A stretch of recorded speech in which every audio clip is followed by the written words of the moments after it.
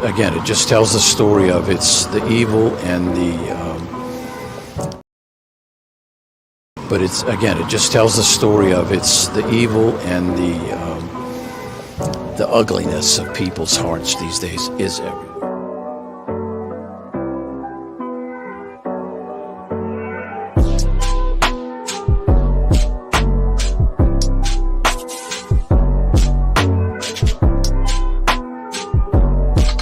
This is Franky Rose's Think Tank.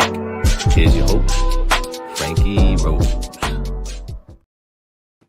Hey guys, welcome back to the Think Tank. Good to see you guys.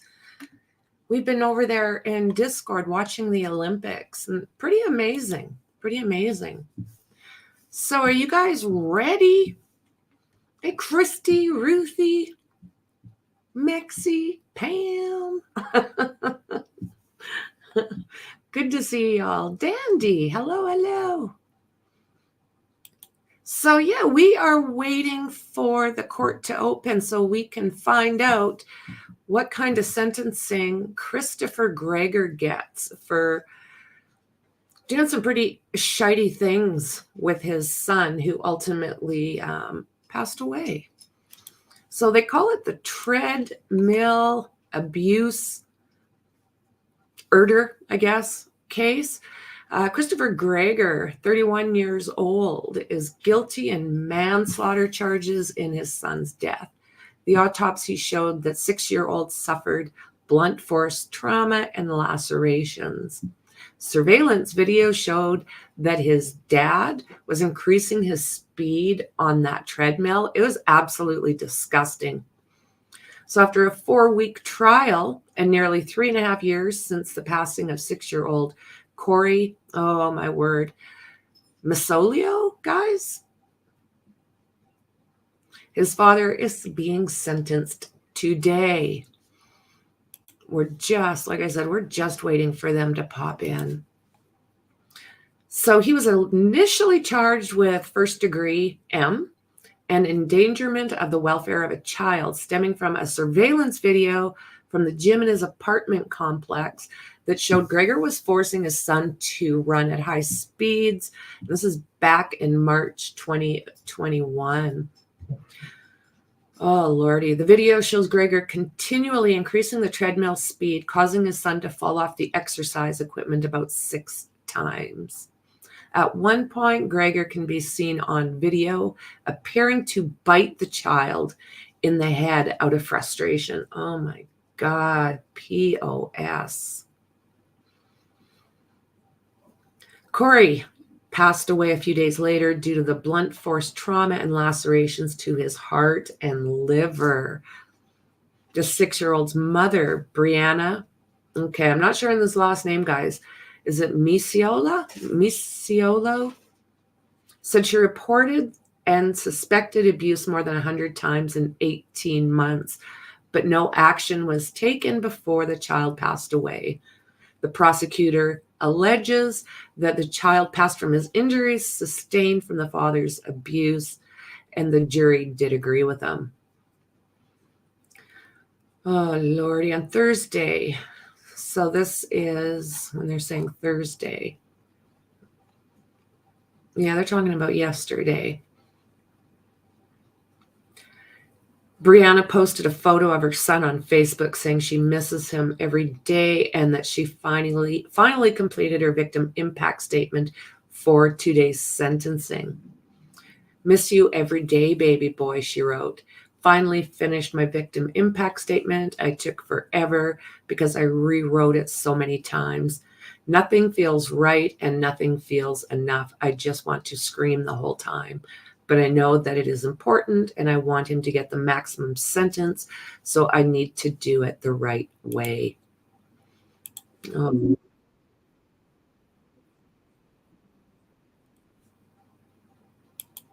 Okay.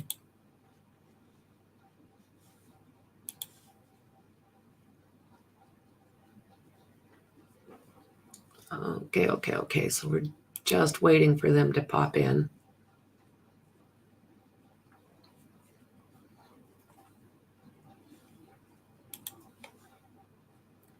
So he is facing up to 30 years for aggravated manslaughter charge and a maximum of 10 years for the child endangerment charges. If the judge finds the facts in the case particularly egregious, I guess, and is compelled by the victim's impact statements, the 31-year-old could face consecutive sentences, which means he could serve up to 40 years. Yeah. So it does say that a group of Corey's supporters are expected to be around the courthouse today. And one last vigil. I see movement in the court. According to New Jersey laws, Gregor will be required to serve at least 85% of his sentence before being considered for parole. So we are just waiting for the court now. It's just disgusting.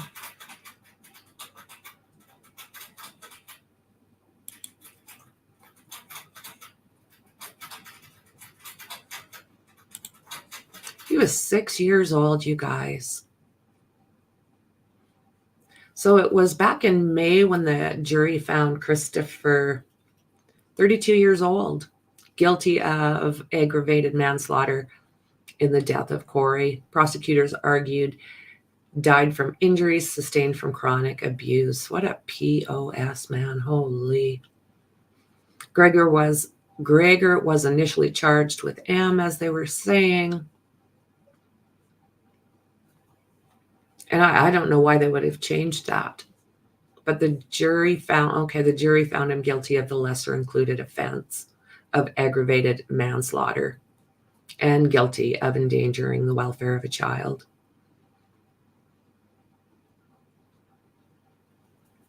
Two weeks. On April 2nd, Gregor said he brought his son to the hospital after the boy woke up from a nap, stumbling, slurring his words, and experiencing nausea and shortness of breath. Jesus. Corey was taken for a CAT scan where he began having seizures. Life-saving measures were taken, but Corey could not be saved. Dr. Dante Ragusa, an Ocean County medical examiner who performed the autopsy on April 3rd, issued a finding of the cause of death: blunt force injuries with cardiac and liver contusions, with acute inflammation and sepsis. He did not rule on the manner of death, rather he deemed it undetermined. It wasn't until consulting forensic pathologist reviewed the case in September of 2021 that the manner of death was determined to be homicide. You guys. Dr. Thomas Andrew believes Corey suffered an acute traumatic injury to his heart 4 to 12 hours before his death. Dr. Andrew found that what he described as evidence of chronic abuse, including blunt impact, injuries of the chest and abdomen, and again, that laceration to the heart, which left pulmonary contusions, lacerations, and contusions on his liver. He was originally arrested for endangering the welfare of a child on July 7th, which is the Treadmill incident.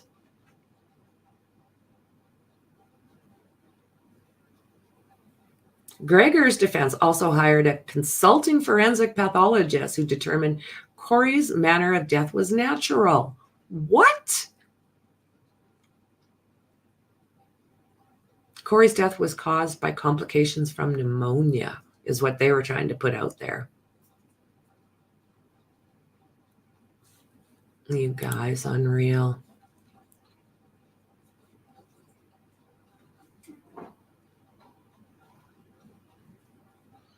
Yeah, I bet, Ruthie. You know what? We did not follow this one.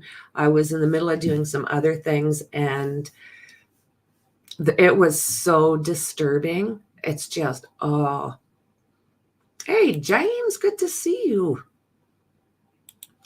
Neither can I. It makes a person really, really. Court Smart's operated by our court clerk, Sue H. Our official court reporter is present. She is the official record. The Court Smart recording is not available for release. I'd ask counsel to please enter their appearances on the record. Good afternoon, Your Honor. Christine Lento, appearing on behalf of the state. Assistant Prosecutor Jamie Sherman for the state. Good afternoon, Ms. Lento. Good afternoon, Ms. Shawn. Mario. Good afternoon, Your Honor. Mario Lucia on behalf of Mr. Gregor, who is seated to my left. Thank you both. Good afternoon, Mr. Gregor.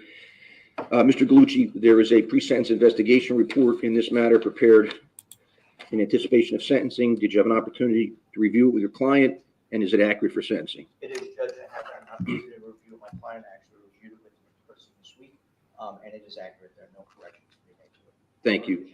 Mr. Gregor, you have the right to address me regarding your sentencing, sir. You have 45 days from today to appeal the sentence I'm about to impose upon you. If you miss that time frame, you could lose your right to appeal. If you can't afford an attorney on an appeal, one will be appointed for you. Separately, you have 5 years from today to file what's known as a petition for post-conviction relief. Those 5 years are not enlarged or extended by any time spent on appeals. If you missed the 5-year time frame, you could lose your right to petition. And again, if you couldn't afford an attorney on a petition, one will be appointed for you. Those are your appellate rights, sir. Do you understand those? Yes, sir. Thank you. And Mr. Gallucci, at some point today, would you have Mr. Gregor execute an appeal rights form? Should be one in the box right in front of you there. All right, so I'll hear from defense counsel. Mr. Gregor, if he wishes to make a statement. I'll hear from Mr. Gallucci if he has any family members of the defense that wish to be heard, and I'll hear whether the state objects or consents to that. Then I'll hear from the state, and I'll let the state guide me as to what victims would like to be heard. Mr. Gallucci. Your Honor, I just want to start by commending the staff that you have here at Ocean County, from the sheriff's offices, clerks, all the people that I was involved with over the length of this trial, and even today, they've treated me and my client with the utmost respect and dignity, and they should be commended for that. Thank you for those comments. Thank you. Judge, there are no winners here. We have a young lady who overcame many obstacles in her life. Is now the mother of a new child. She is moving on with her life, but will always be reminded on a daily basis of the loss of her first child.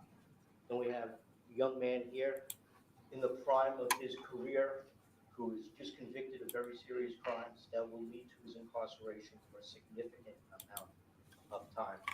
And then we have Corey, who I never had the opportunity to meet, but from the videos I've seen and the pictures I've seen, was a gregarious, energetic, funny child who loved the solar system. Christopher's parents, Dave and Carolyn, regaled me with stories of Corey. And he's the victim here. So I'm going to rely on my submission to you and the mitigating factors. I believe I look like I'm mitigating factor 2, 7, 8, 9, and I'm going to ask you to craft a very fast action. Thank you. And I acknowledge receipt of the sentencing memorandum by defense counsel, the sentencing memorandum by the state, some additional exhibits by the state, and a variety of letters, which I'll discuss in detail later. Mr. Gregor, sir, is there anything you'd like to say about yourself or your case? Yes, Your Honor. Please go ahead. Just want to say thank you for the opportunity to speak today. And Brianna, we haven't talked since Corey passed away. With everything that has been said, I just want to tell you that I'm sorry that you lost Corey. He was, to say simply, the best. I know we'll miss him for the rest of our lives. And the 2 years that I knew Corey were very difficult, but they were the greatest years of my life.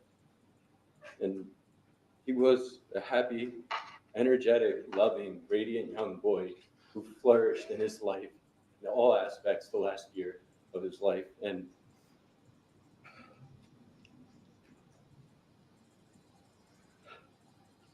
sorry. No tears. That will be how I remember him. And Corey, wherever you are, I just want to say that I'm proud of you and everything that you did. Bastard.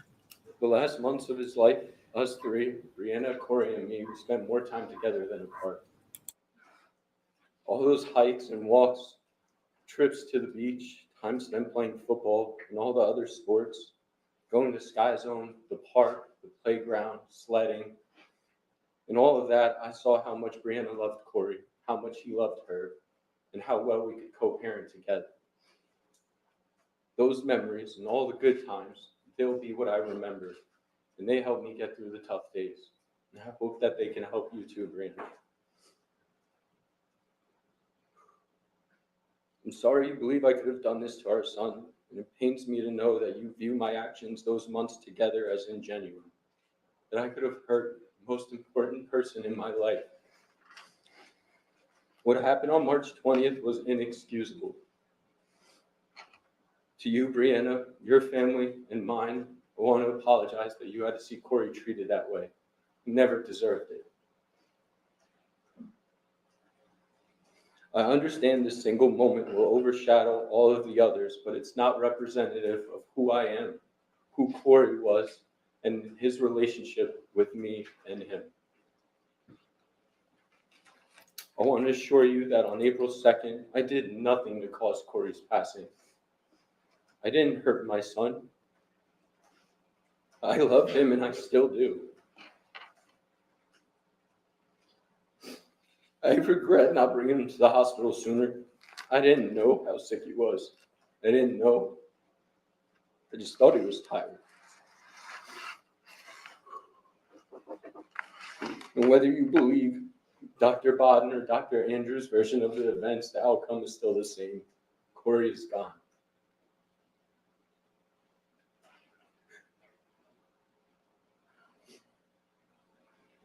He had so much to give this world, and he still can. What we do in his memory, for his memory, things that he would want us to do, that's all we have now.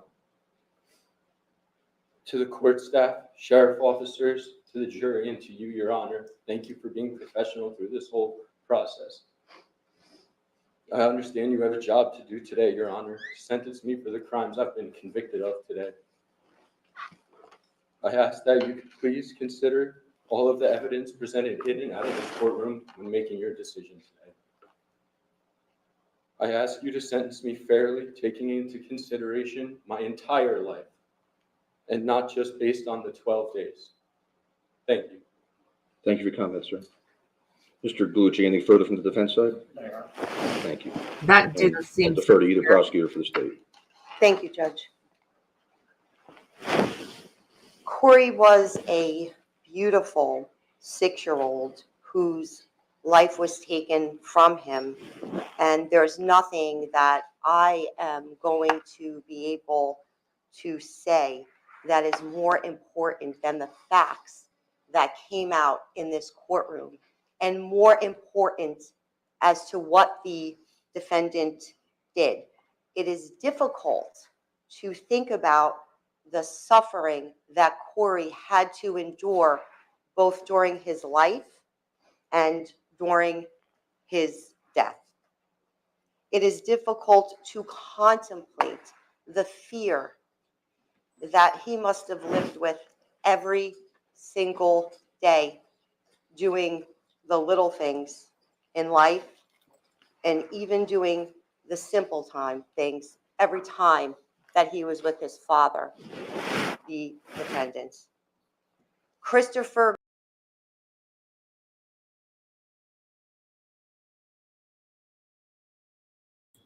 Sorry, guys. in the hospital to die. One can only imagine what was going through Corey's mind in those last moments. One could only imagine how scared he was, how confused that he was, how truly abandoned that he felt. And there is simply no mitigation for those actions. Aggravating factor number 1 applies. The defendant's actions were cruel and depraved beyond the elements of the offense. In regard to the endangering, Your Honor, Corey didn't merely run on a treadmill and fall. He fell. The defendant bit him on the head, and he fell 5 more times.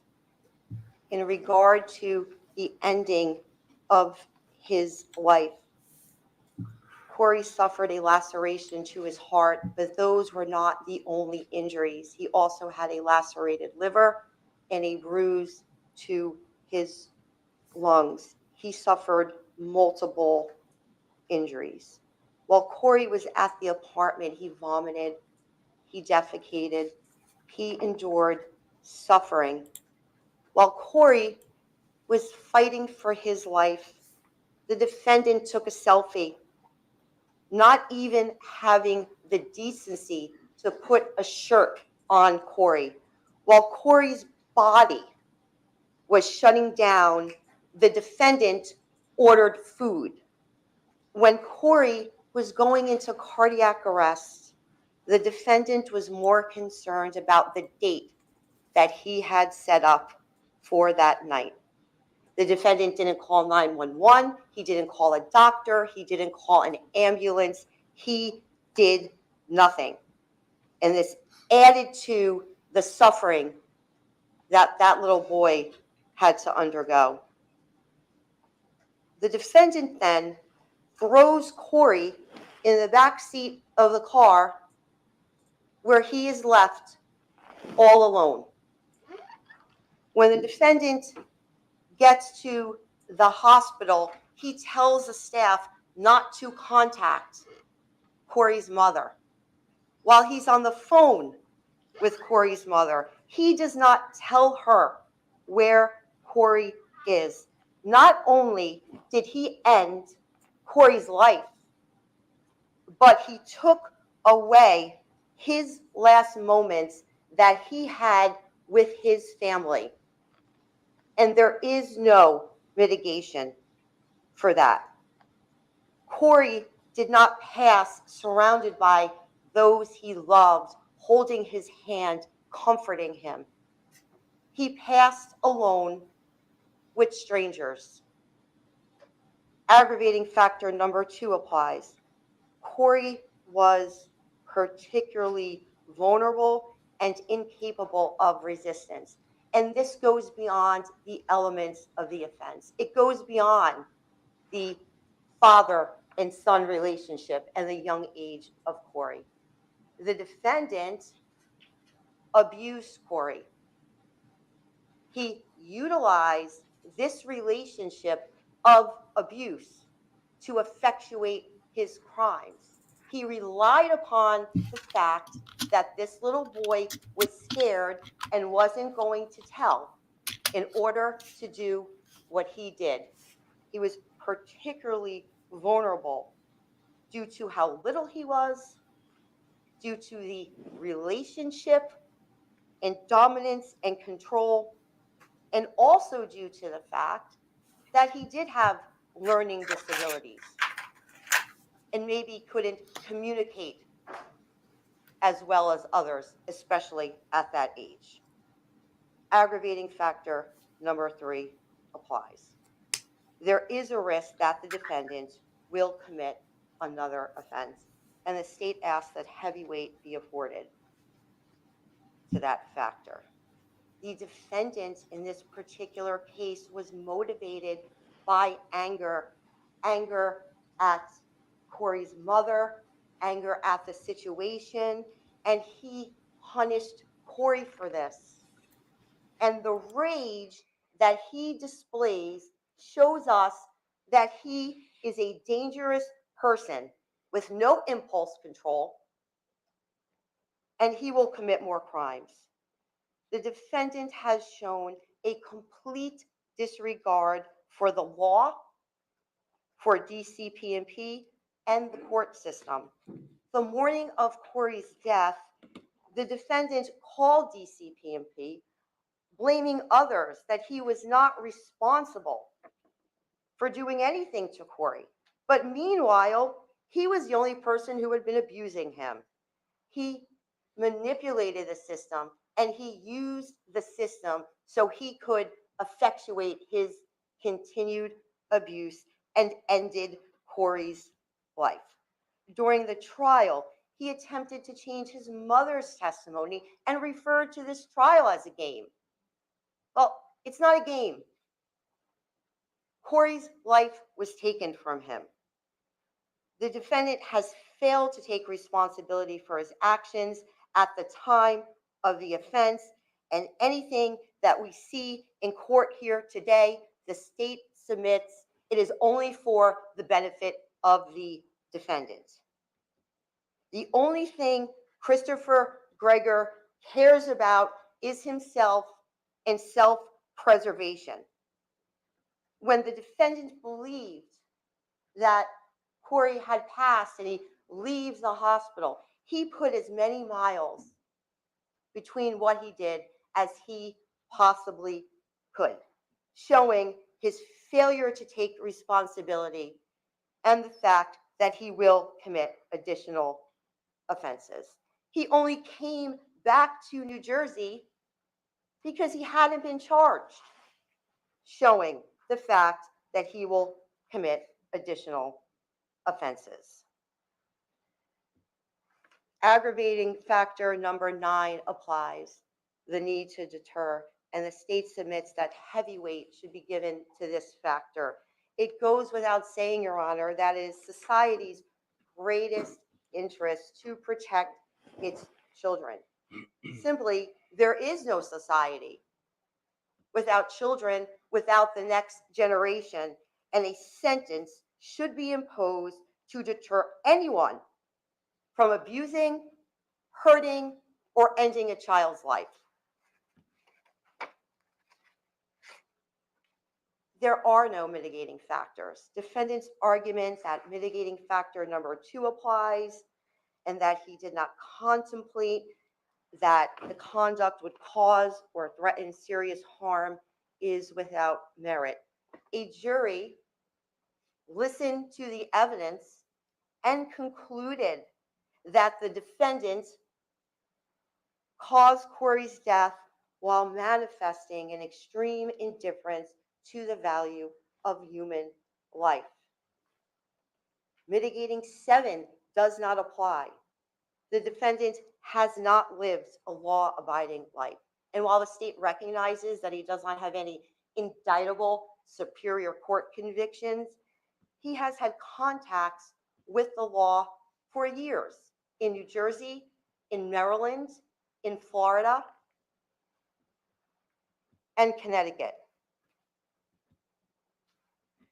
Although any of these things individually may not mean a lot, when you look at them cumulatively, he has not lived a law-abiding life.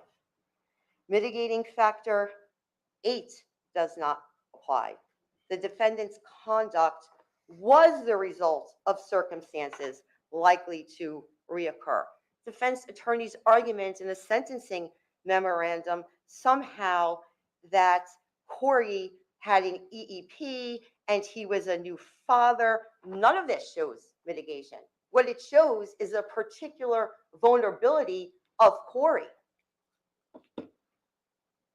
The state has also reviewed some of the letters that were submitted on the defendant's behalf, and the state submits that none of those letters show any type of mitigation.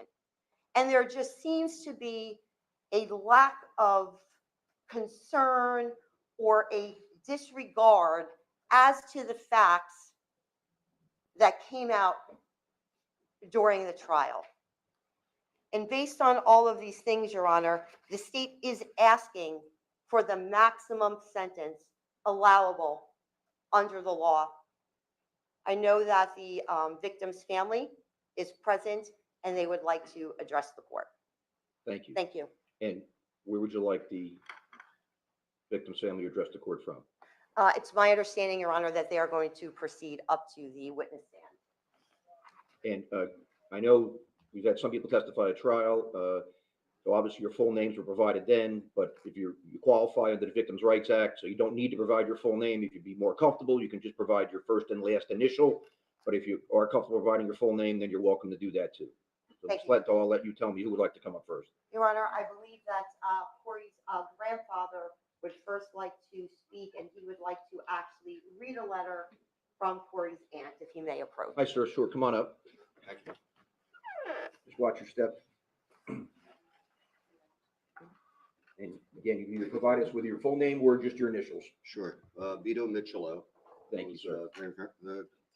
Thank you. Corey's grandfather. Thank you. My daughter has a letter that my youngest daughter that she it's too emotional to read, so I'm going to read it, and it's something that I believe in strongly in her words. Your Honor, I am Corey Michelo's aunt. I am writing this victim impact letter and asking that you give Christopher the maximum sentence possible for the following reasons. To start off, I was very involved in Corey's life from the day he was born, as all of us were. Corey's death at the hands of Chris, a person that was supposed to love him, had left a hole in the hearts of all his family, including myself. I can assure you that Corey was always happy and loved child, up until the day Christopher entered his life. I was there the day Corey was dropped off by Christopher for the very first visit. I remember that Corey went to the room when he got home, and I noticed his lip was swollen. Upon asking him what happened, he told me his father slapped him. This goes to show Chris's intentions from the very first visit. Chris immediately chose to exert power, control, and violence to establish fear in Corey, instead of showing love, caring, establish respect between them. During Christopher's visitations, I was often given the painful job of being the one to give Corey to the DCP&P worker. Many times when he showed up, he would hide in the closet and beg not to go, to the point of having a panic attack. He would tell me how scared he was of his dad and to please not make him go. As much as I wanted to tell him he didn't have to go, I didn't have a choice in the matter. Sadly, this continued for the rest of Corey's life, very short life. This is the painful reality of what Corey and my entire family had to deal with every single time he was forced to see Christopher. I think it's only fair that Christopher has to finally face the consequences of his actions. The jury of his peers found him guilty, and I urge you to make him remain in prison for the maximum amount of time possible under the law. Corey didn't have a choice and wasn't shown any mercy. So either should Chris be given a choice of shown any mercy. I would go on and tell you stories. I could go on and tell you stories about the abuse Corey unfortunately had to endure. I truly hope you heard enough during the course of the trial and will render a significant sentence that forces Chris to understand the magnitude of his actions and deters others from abusing innocent children. Thank you for your time, Corey's aunt, Nicole Mitchell. I just want to add that for me and the times I spent with Corey, how he was trained to not say anything because he knew the ramifications. He couldn't tell me that was happening. I wanted him to tell me because I wanted to try to address it. I did try to address it with DCP&P. I made the phone calls, but he was definitely afraid of this guy. And in my short amount of times interacting with Chris, he's definitely got a very bad anger streak in him and a hate streak in him. So like I said, and like she said, please, what he said is not true. He's a very hurtful person. He's very mean. And if he has a chance to do it again, he will do it again. So thank you, sir. Thank you for your comments, sir. Thank you.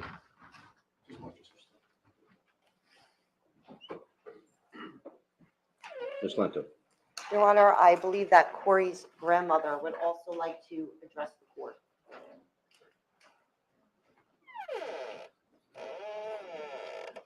Hi, ma'am. Thank you. Please watch your step. He has no tears. I don't, and he's Neither can your full wiping name or nothing just your off of initials. his face. Rebecca Mitchell. There's nothing. There's nothing. Thank you, ma'am.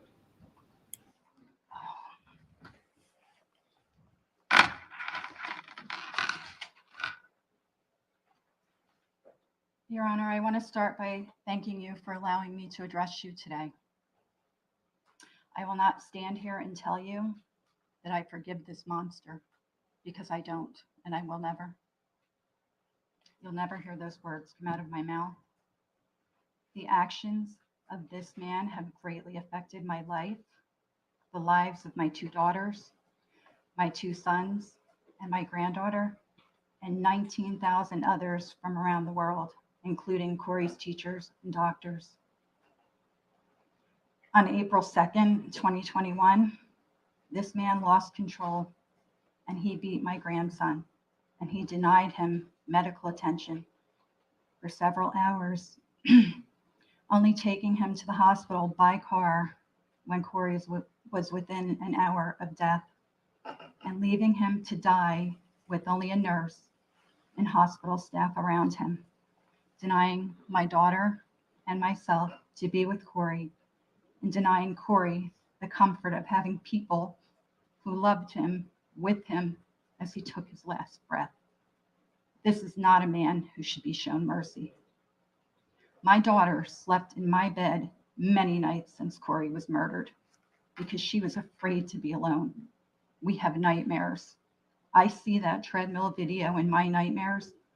That video that this monster sat in this courtroom and watched and didn't shed a tear, not 1 ounce of remorse.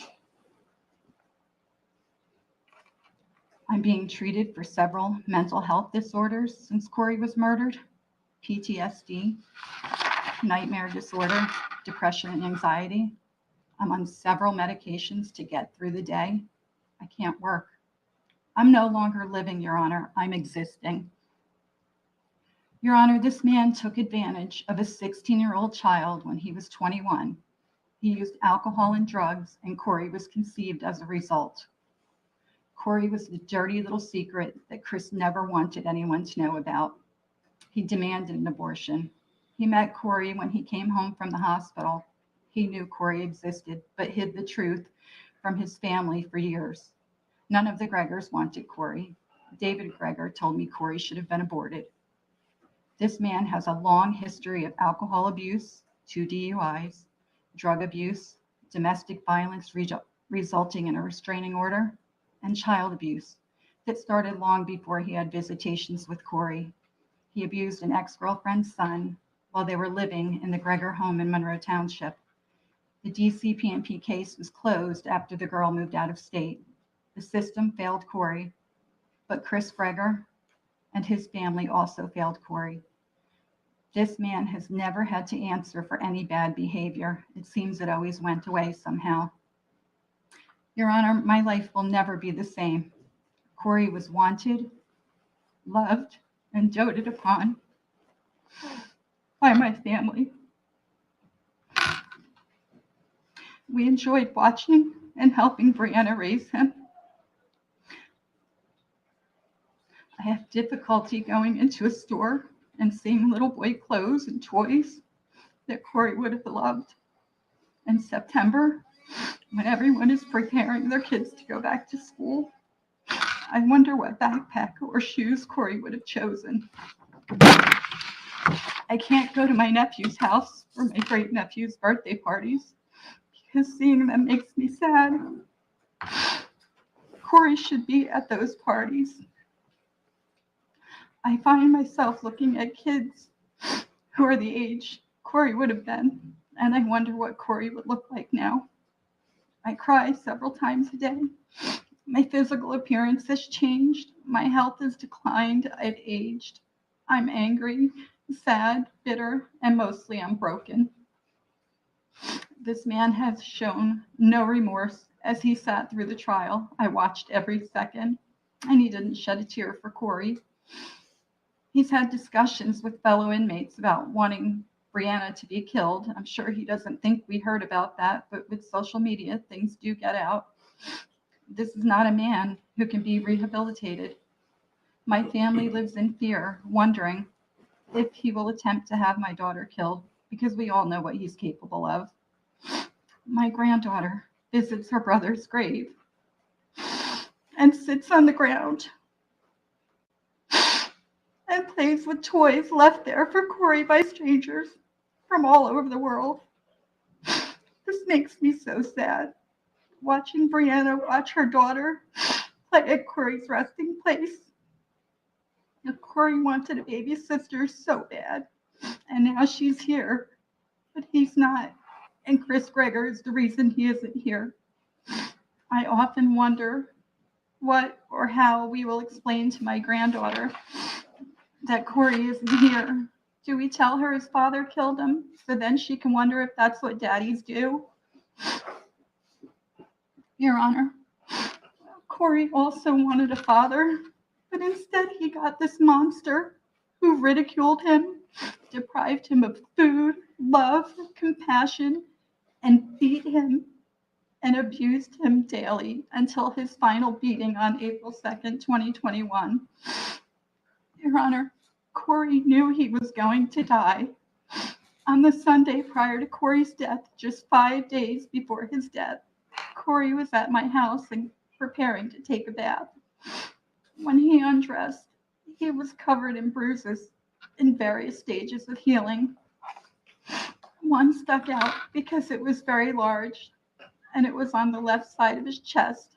I had to turn away so Corey didn't see the tears in my eyes. Once Corey was dressed, we sat in my bed.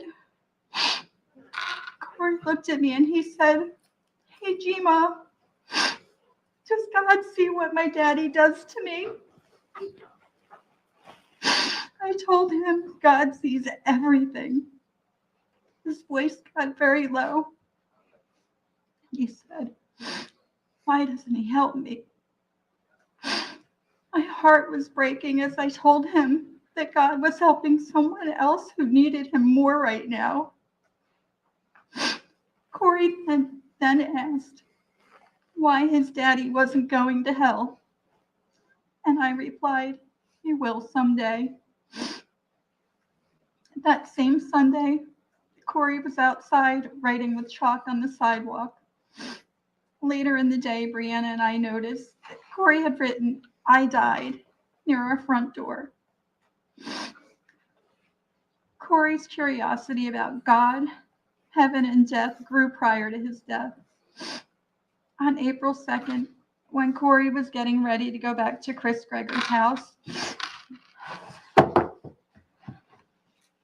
I told him, "Take my cell phone and hide it and call when, not if, when his dad beats him." He said, "Jima, I can't." I told him to run to a neighbor, to which he replied, "I can't," his little face so serious. Corey knew nobody could help him. He knew he was going to die, and he accepted it. Your Honor, my conversation with Corey 5 days prior to his death and the day of his death will forever haunt me. My family was not allowed to be with Corey as he took his last breath because this man wouldn't tell us where Corey was.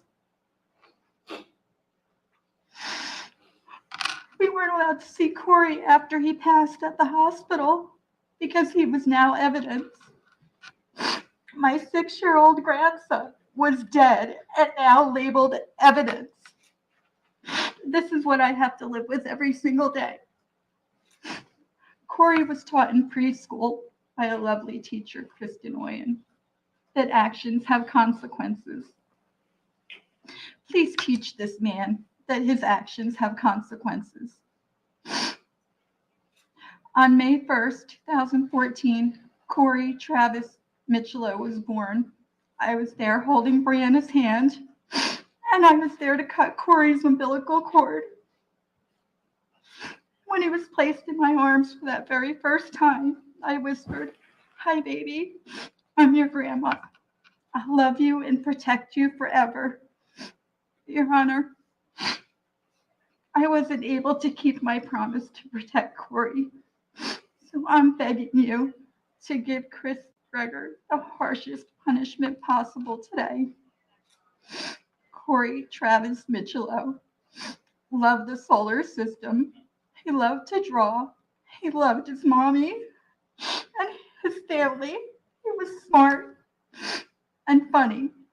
He loved helping others. Corey wanted a daddy, but instead he got this monster, Chris Gregor. Your Honor, please give Corey justice today. Thank you. Thank you for your comments, ma'am.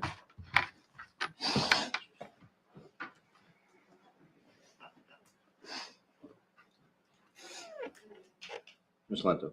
Thank you, Judge. I believe that Corey's mother would also like to address the court.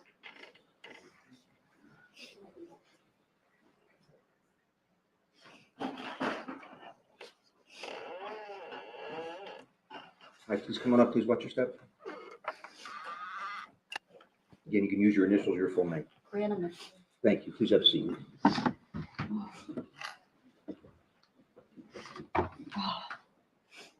Your Honor, my name is Brianna Michello, and I appear before you today not only as a grieving mother, but also an advocate for justice. On behalf of my son, Corey, I stand here before you to plead for justice that Corey rightfully deserves, and to press for the maximum sentence of Christopher Gregor, whose actions have inflicted irreparable harm in our lives. For you to fully understand the gravity of the situation, I will flash back to the July of 2013. This day marks the beginning of a traumatic journey defined by manipulation, abuse, and ultimately an unspeakable loss. At 16, I first met the defendant, who was 21 at the time. He proceeded to feed me drugs, alcohol, and took complete advantage of me, which led to the conception of Corey. From day one of my pregnancy, I knew I would keep Corey regardless of the way he was conceived. Corey didn't ask to be brought into this world, and I knew I owed it to him to bring him into this world with unconditional love. Corey was and still is my life, my world, and my everything. I would also like to speak about my past, which I'm not 100% proud of. You heard a lot about it throughout the trial, and so did a lot of the world. It was very upsetting for that to come out because I've worked extremely hard for many years to be where I am today. I admit I abused drugs, but during the trial it was made out that for some reason my son deserved to be killed because his mom was a drug addict. That is absolutely disgusting. I stand here today clean and sober, and I know Corey would be so proud of me. Unfortunately, my son is no longer here to tell his story, so I'm here to be his voice and tell his story along with all the others sitting in the gallery who have continued to stand by me. Not once have you seen the defendant shed a tear for Corey in the last 3.5 years since he killed him. And today was fake. I don't believe a word he said, and I don't accept any apologies. He has no remorse for any of the actions he committed. And his only remorse, like you saw today, was for himself because he got caught and convicted. Another reason I could think of is, everything he had done to Corey was done out of spite towards me. Another reason I could think of is he's sick in the head and used Corey as his punching bag. On April 2nd of 2021, it was not the first time that he abused Corey, but it was the last time. He never had an ounce of love for Corey. And to the defendant, Corey was just an inconvenience in his life. He never hugged him. He never praised him. He never told him he was proud of him or that he did a good job. He punished Corey every chance that he could get, and I cannot even begin to imagine what my son dealt with behind closed doors with this man.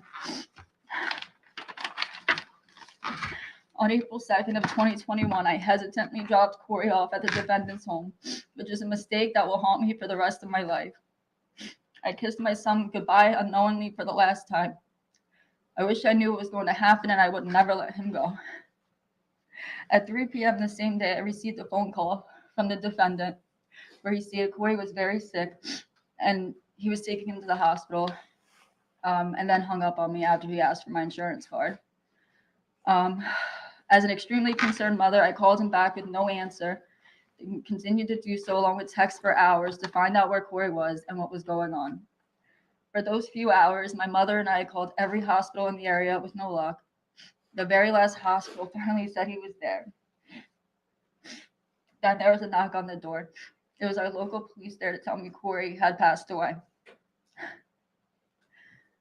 My healthy 6-year-old boy who was just alive and well with me a few hours ago is dead. My heart dropped and my whole body collapsed from the shock that took over my whole body. I was unable to breathe. My mind was racing, and I felt like I was no longer inside my body. All I remember is screaming that they had the wrong child because Corey was fine this morning. I actually convinced myself that it wasn't him and they had the wrong kid for a while.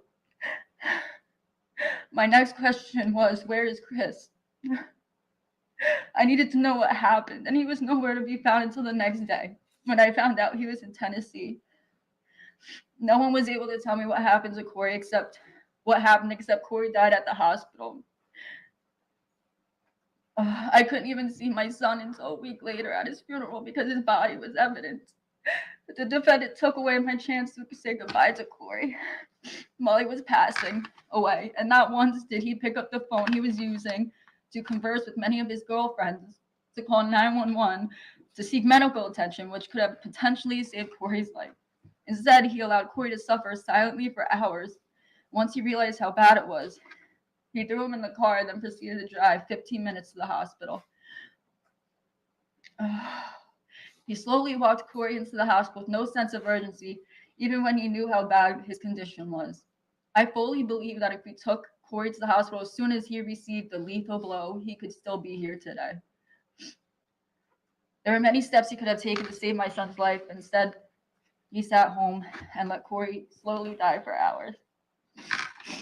Every day since April 2nd has been an absolute living nightmare, and it is now the new reality for me to replay Corey's horrific death repeatedly in my head. It's the first thing I think about when I wake up in the morning and the last thing I think about before I fall asleep at night. I dread normal conversation with people because I always get asked, how many kids do you have? I say 2, and they follow up asking how old are they? That's when the grief sinks in, and I have to tell them my 6-year-old was killed by his father. It is such an indescribable feeling. When I found out I was pregnant with my daughter, a sense of guilt was all I could feel. I wanted more kids, but how do I love another child? Is it fair to Corey? That is all I could think about. Now I know this is not true, and I love my daughter with all my heart, but I always will feel an emptiness, no matter how many children I have. My new reality is explaining to my daughter what happened to her big brother and why is he not here. I live in fear every day, every second of the day that something will happen to my daughter and I will lose her too. It's a horrible feeling and it causes me such bad anxiety. I take her to the cemetery to see Corey every weekend, and at 1.5 years old, she knows where Corey is, buried. It is every week. It is heartbreaking. She sits and plays with the cars and toys we left there for him. I live in a nightmare, and I would never wish this feeling or how I must live on my worst enemy. Throughout everything he did to Corey, Corey still loved him. He looked up to you, and he still wanted to be, I'm sorry. And he still wanted him to be like a real father who treated him like a son. Instead of being a good role model for Corey, he decided to beat him to death.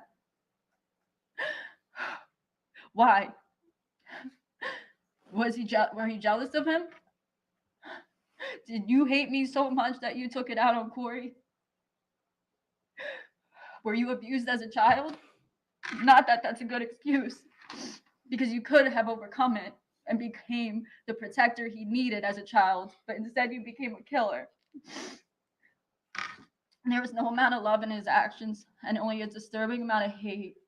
It seems like he hated Corey simply because I loved him, and he felt deprived of that love. He couldn't even control himself for long because after the first visit with my son, he started abusing him. My son didn't even know him, and he was beating him. He was abusing him. from the first time.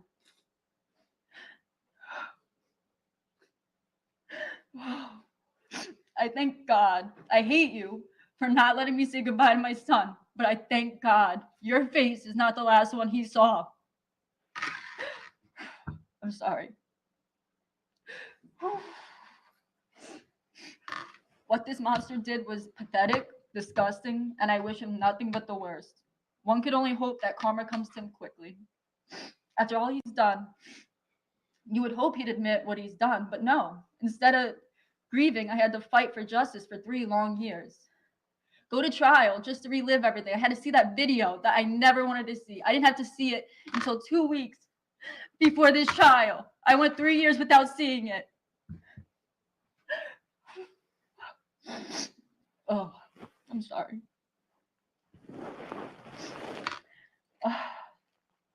Just for you to be found guilty anyway.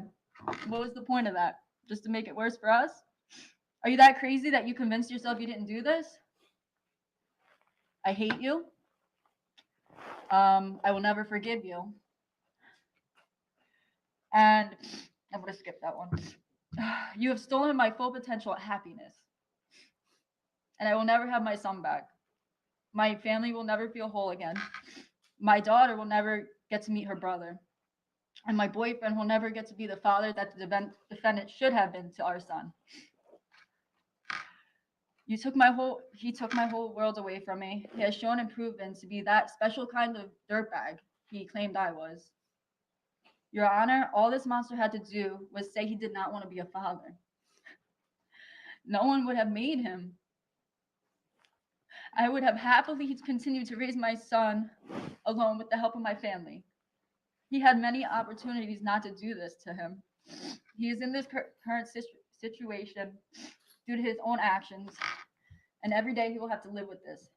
He deserves nothing less than to experience the pain, suffering, and isolation that he inflicted on Corey.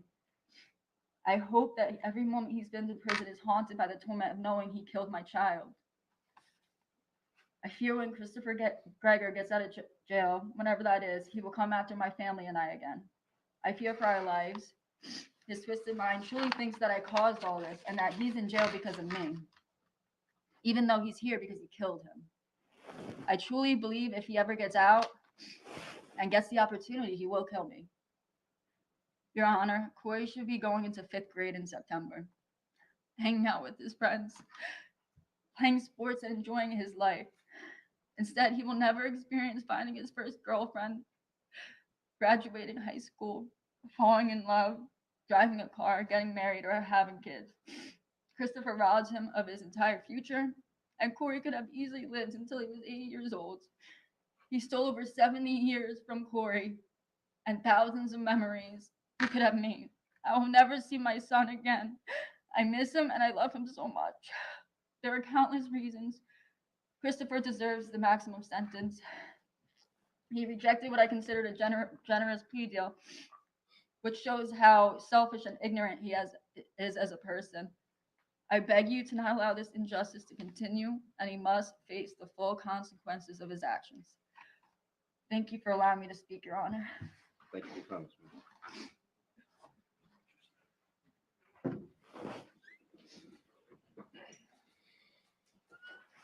Ms. Lenta, Your Honor, the state would move for imposition of sentence. I don't know if You- counsel has anything else. you previously asked for permission to play some video.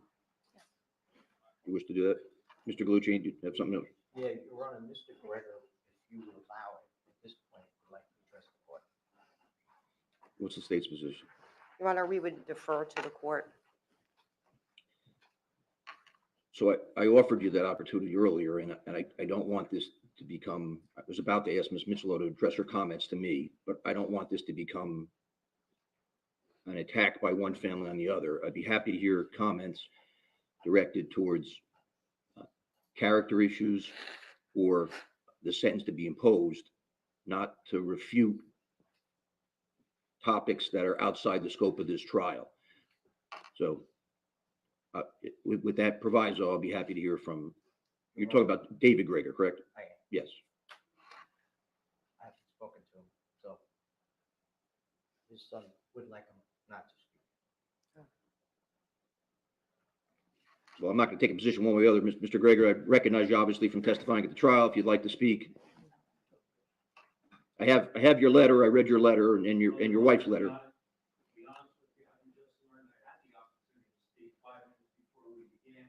actually would like to read the sentencing letter as it's all factual information and is related to the last year and a half before he's been. So it's questionable whether or not you actually have the right to speak. What I indicated to Mr. Gallucci is my practice typically is to exercise some discretion to allow an immediate family member of a defendant to speak. But I've read every single letter submitted on behalf of the defense, and so I have, and your letter is 8 pages, single spaced. So I'll be happy to hear some comments from you or some summary of that. But I mean, I can read, sir, and there's no point you reading all 8 pages again for the benefit of whoever. I have it, and I've read it thoroughly. So, but again, I'd be happy to hear from you by way of whatever you'd like to add or summarize. Your Honor, if you don't mind me summarizing on the fly, I think there's factual information that refutes some of what I just heard. Your Honor, the state's going to object to that. I mean, we're here for a sentencing. The defendant has been convicted by a jury of his peers. Him making, at this point in time in the sentencing, factual discrepancy arguments is not appropriate, and we would object to his comments at this point. So first, let me say that despite all of the information that's been submitted by both sides, I'm not allowed to sentence someone for things that haven't been proven. So while I appreciate people have made various comments about conduct outside the scope of these crimes, I'm just simply, and I was going to place a detailed reasons on the record why I'm not permitted to consider certain things. So you may not need to refute the things you need to refute, but I'm going to exercise my discretion and allow you to provide some type of verbal statement to the court that you believe is relevant to the sentencing, with the understanding the state can object in the middle of that if it becomes improper. Thank you, Judge. I just ask you to perhaps move up a little bit so we can make sure we pick you up on the court's recording system. That's perfect, sir. Yes, sir. Please go ahead. Yeah, that's fine. So I said in the court, for when we were allowed, my wife and I, for every day I could be at the hearing, there was a lot of information in terms of Corey's upbringing while he was at the Gregor house in Monroe Township. And quite frankly, there were some references today to it that alluded to the fact that he was abused during that time period. At the first visit, which I was a part of, he left with a bloody lip, and he did, from getting a soccer ball in the mouth when he bent down to pick up the ball. I think, in all fairness to Chris, despite the fact that we looked at a 12-day time period in terms of determining his guilt, that you look at the holistic life with Corey from the day he entered the Gregor household on the first visits to the point where they left and they went to Barney. I think it's unfair to say that during that time period, he was unhappy, he was afraid to go to the Gregor house at first when he was doing the visitations. He liked nothing better than to come to our house. He was treated like a king. Many times he was supervised with myself and my wife. His turnaround in school was absolutely incredible. He came to us classified as emotionally disturbed.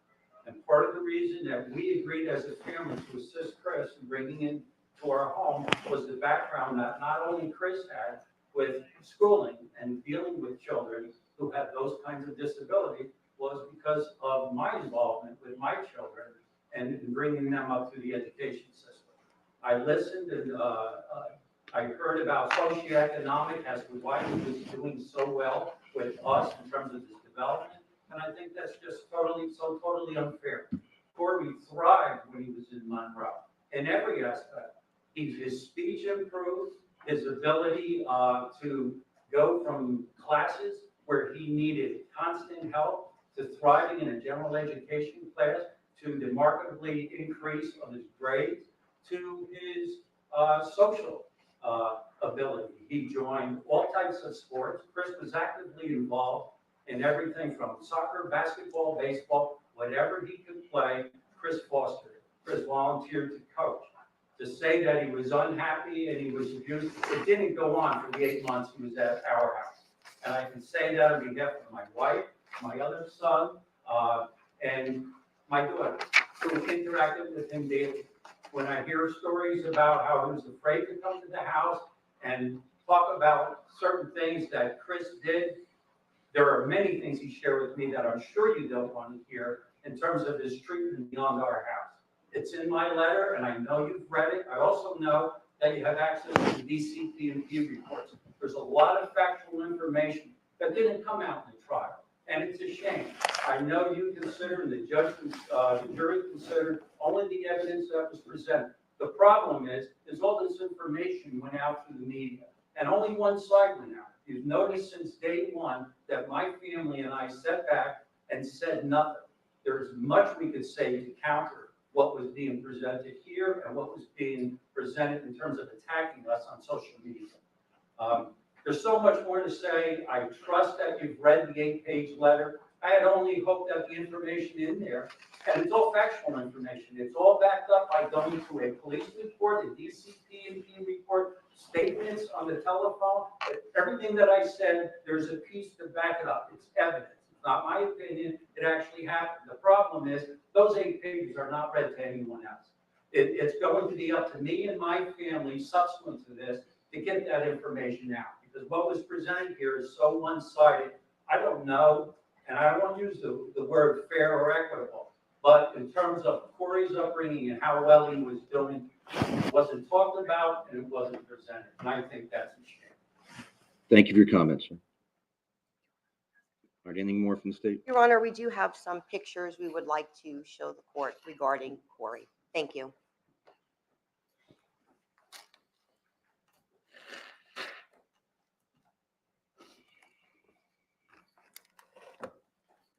What a faker. What a faker.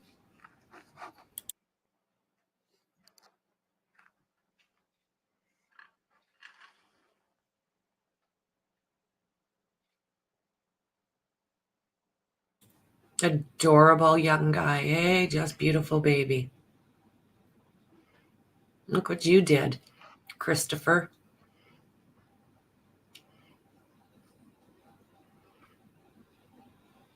Makes me sick.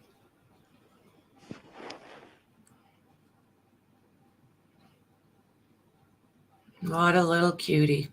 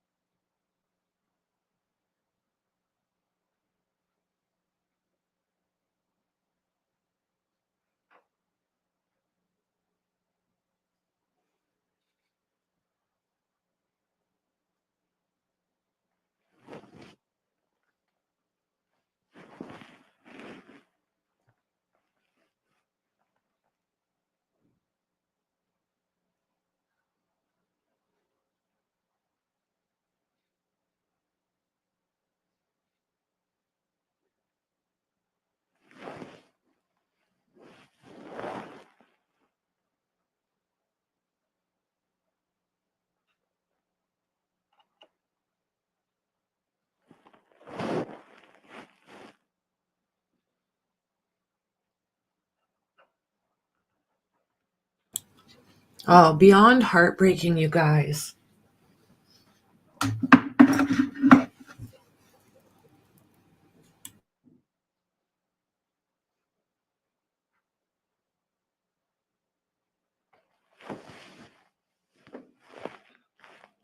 Oh, don't be faking it there, dude. Don't even.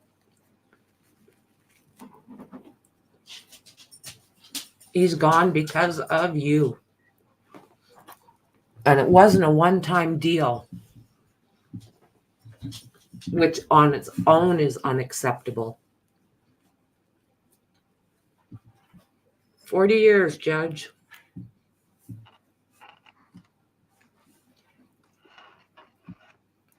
Thank you, Your Honor. This case is about Corey, and the state would move for imposition of sentence.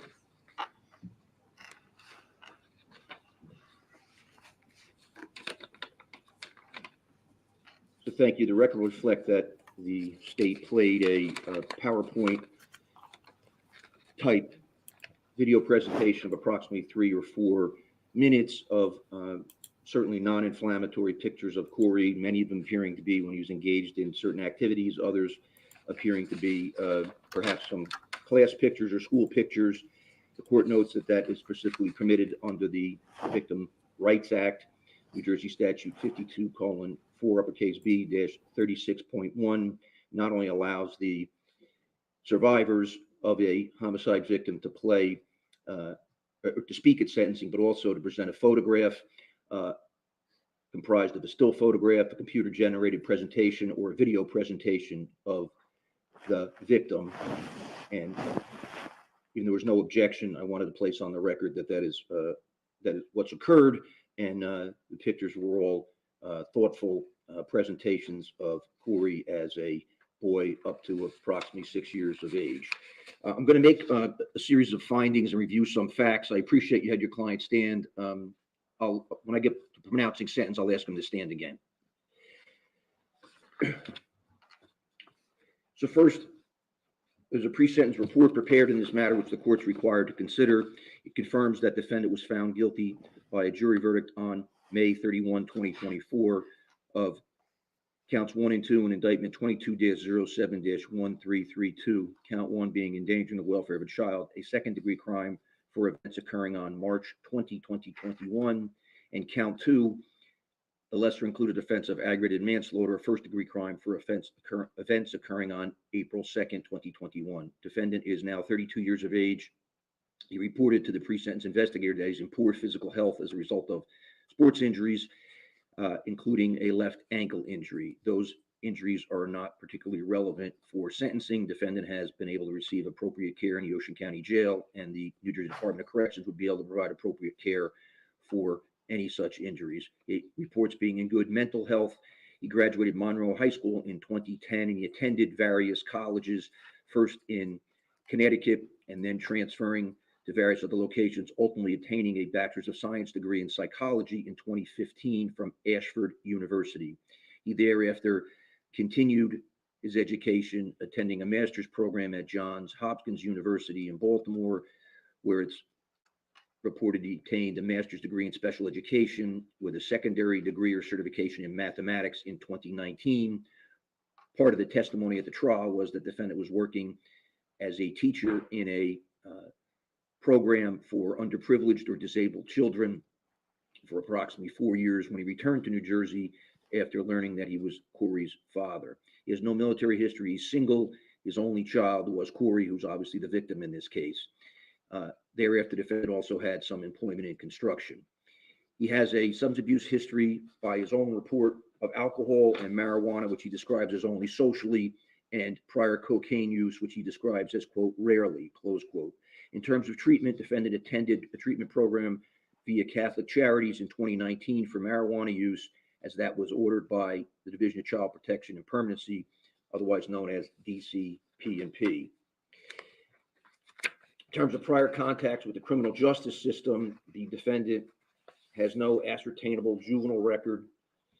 The pre-sentence report provides information about criminal record, not only as an adult, but as a juvenile in this or other states or in any United States court. So as an adult, defendant had a municipal ordinance charge against him for loitering in Jamesburg in 2011, for which he received fines in municipal court. That's not a crime or offense under the Code of Criminal Justice in New Jersey. It's a local ordinance violation and is of somewhat little weight, little to no weight really, with respect to this sentencing. In February of 2020, defendant was charged in the borough of Spotswood with marijuana offenses and pled guilty or was found guilty of possession of drug paraphernalia with intent to use, a disorderly persons offense in New Jersey.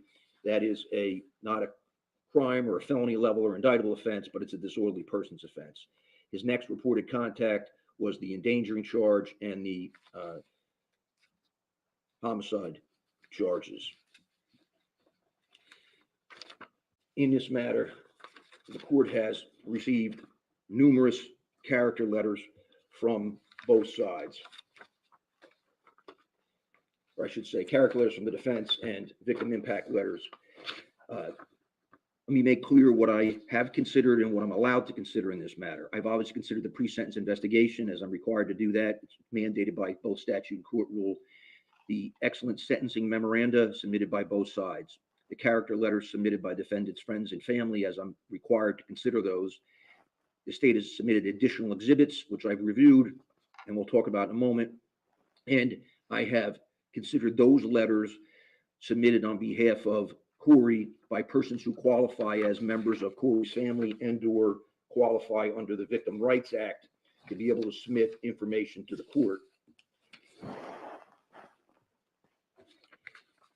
The court staff has also received several hundred letters from around the country and, in fact, from other countries by persons who do not meet the definition of being heard as a victim under the Victim Rights Act or the Victim Rights Amendment to the New Jersey Constitution.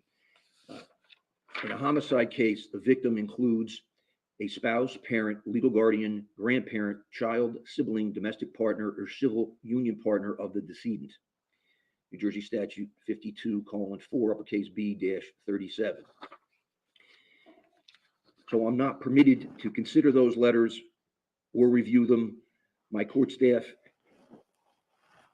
engaged in an excellent system to screen me from things that I'm not permitted to consider, and no part of my sentencing decision today is based upon those letters. I certainly respect everyone's right to have an opinion, but a sentencing proceeding in a criminal court is not permitted to be based upon a popular opinion poll. Instead, I'm required to make my decision based upon the Code of Criminal Justice in New Jersey, the aggravating and mitigating factors set forth in New Jersey's sentencing statute 2C:44-1, and the Supreme Court and appellate precedents that are binding upon me. The letters I have reviewed, however, that are permissible for me to review, present two diametrically opposed portraits of the defendant.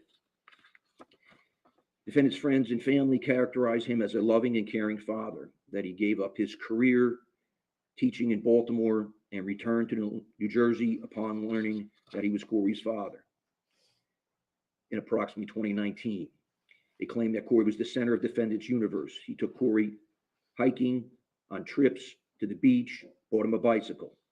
After residing at his mother and father's house for several months, he moved to his own address, a multifamily complex in Barnegat, where he could enroll Corey to school. Family indicates that at times Mr. Gregor was able to work remotely so he could care for Corey a greater period of time. They claim that Corey's grades improved, his subject matter skills improved in school, his behavior improved. Refer to the fact that defendant had an apartment with a separate bedroom for Corey where there were toys, a bed, and furniture. Many of the letters express a great deal of frustration and even anger about comments on the internet and the intense social media coverage given, as well as some of the news media coverage. It's not appropriate for this court to respond to the comments people have made on the internet. I did not review them, and I don't intend to. Many of the letters on behalf of the defendant also talk about various custody and parenting time issues and that litigation, some of which was relevant at trial and was discussed. But this is a criminal sentencing proceeding, and it's not an appropriate forum to relitigate those custody orders. Many of the letters submitted on behalf of the defendant also indicate agreement with the opinion expressed by Dr. Michael Baden. It's at times criticized me for not somehow telling the jury to accept Dr. Baden's opinion over Dr. Andrews. Credibility questions are reserved exclusively for the jury, and that is whether it be a fact witness or an expert witness. Anyone who's here for the trial knows I gave the jury detailed instructions with respect to every expert witness. I read a separate instruction on the jury's evaluation of expert testimony. A jury can accept all of an expert testimony, part of it, or none of it. And that was the jury's province to do so. It was not for me to interfere with that. In fact, it would have been inappropriate for me to interfere with that. Both experts were well qualified. While Dr. Baden may have somewhat more notoriety, Dr. Andrew was obviously a well-qualified forensic pathologist with years of experience and even a pediatric specialty. Defendant's mother and father He has wrote very empty detailed eyes. letters to this Trout court. I have no doubt that they Dead are trout eyes. genuinely suffering as a result of this. They indicate that they lost their first grandchild as a result of it. Defendant's father submitted an 8-page letter where he expresses how the loss has affected him and his wife, as well as a great deal of comments with respect to, or I should say a great deal of frustration with respect to the comments on social media. Defendant's mother also submitted a very heartfelt letter about how this has affected her as well. Defendant's other family members and many friends submitted letters attesting to his character. There were 14 letters on behalf of family members, 23 letters on behalf of friends. I've considered them to the extent they're appropriate. However, one thing is important to address. Many of the letters submitted on behalf of the defendant tried to portray the Treadmill incident in a certain way. They indicate that defendant Christopher Gregor was a driven athlete, that he learned as a child, if you fall, you get back up. And they tried to portray the Treadmill incident as simply that. If you fall, you get back up. That is an unreasonable and inaccurate portrayal of what we all saw on the Treadmill incident. You cannot analogize that Treadmill incident to a young boy or girl learning to ride a bike without training wheels and falling. Son, get back on and try again. That's not what we saw in the Treadmill incident. The victim side has submitted a variety of letters which present a starkly different picture. They portray the defendant as a monster. They described acts defendant has committed against Brianna, Niccolo, other acts against Corey, and even against third parties, all of which were outside the scope of this trial. The claimed defendant has a long criminal record, that he's been convicted of offenses. Some of that was mentioned by the victims today, the victim representatives that spoke today. The court can only sentence a defendant for what he's been convicted of, not for actions described respectfully in hearsay accounts that are not supported by criminal judgments of conviction or some other finding by a court or written admission by a defendant or oral admission under oath by a defendant. In fact, courts are not permitted to use what's called as propensity evidence absent a prior criminal conviction. The state has also submitted for my consideration a series of exhibits detailing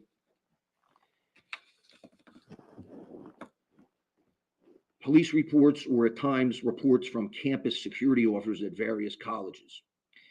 The vast majority of those incidents appear not to have resulted in any criminal charges. A couple of incidents appear to have resulted in some criminal charges which were ultimately dismissed. And as I say, the pre-sentence investigation report would include anything that would result in a conviction, even something as simple as a municipal ordinance or a DUI. Every day when I do sentencings, I see someone has a DUI in this state or other states. There's no DUIs listed on defendants' criminal history. Some of the things that the state has submitted are relatively minor. A campus security report of a security guard going to a dorm room, finding 8 or 9 students and a bunch of empty cans of beer. Even if that were accurate and proven and something I could consider, it's really not of much consequence. Some of the other things are a little less flattering. There's police reports from all the states that Ms. Lento indicated. But as I said, it appears almost none of them resulted in charges, and there were no convictions if there were any charges. Rather outdated case called State versus Green from 1973. If you rely on these things, so I can get the picture of the whole person. And in that whole case, our courts used to consider that a judge could rely upon charges that have been brought and dismissed to determine whether or not the defendant was deterred from future conduct. In other words, you were fortunate enough to have the charges dismissed, therefore you should be deterred from future criminal conduct. And while that sounds rational enough, our Supreme Court in 2015 made clear that that is not proper for a sentencing judge. In State versus KS 220 New Jersey 190 at 199, a 2015 New Jersey Supreme Court case, our Supreme Court made clear that it is disapproving of Green insofar it allowed courts to consider arrest or dismiss charges as it relates to deterrence. It made clear that deterrence is directed at people who have been convicted of wrongful acts or have otherwise admitted wrongful acts. I don't mean admitted them in a line in a police report. I mean admitted them under oath or admitted them in a written statement or a Mirandized statement or something to that extent. So while everyone tries to paint a very unflattering picture of the defendant, I don't have the luxury of considering those hearsay documents. There's plenty of times here that a police report's been inaccurate. Many of the incidents submitted by the state involve allegations of campus security officers about 6, 7, 8, 10 students, of which the defendants once mentioned. So whether they're accurate or not, there's not accurate proof before me to rely upon those. There's also been some suggestion about, in some of the letters submitted, about favoring one side or the other in this trial. Let me make clear, I had no prior involvement or knowledge of Mr. Gallucci. I never met him prior to the first time he appeared for Mr. Gregor. I have no knowledge of the Gregor family or anyone associated with the Gregor family. If I did, I would have disqualified myself from the case, like I do every week when, for some reason or another, I know something about a person, a defendant, a case, a witness. Plenty of other judges that I would just I would have the case sent to. So now I have to gauge in a consideration of the aggravating and mitigating factors that are presented here. The state is entitled to be a forceful advocate for its position, and it advocates that I find aggravating factors 1 or 2. Aggravating factor 1 is appropriate when considering the nature and circumstances of the offense and the role of the actor in committing the offense, including whether or not the offense was committed in an especially heinous, cruel, or depraved manner.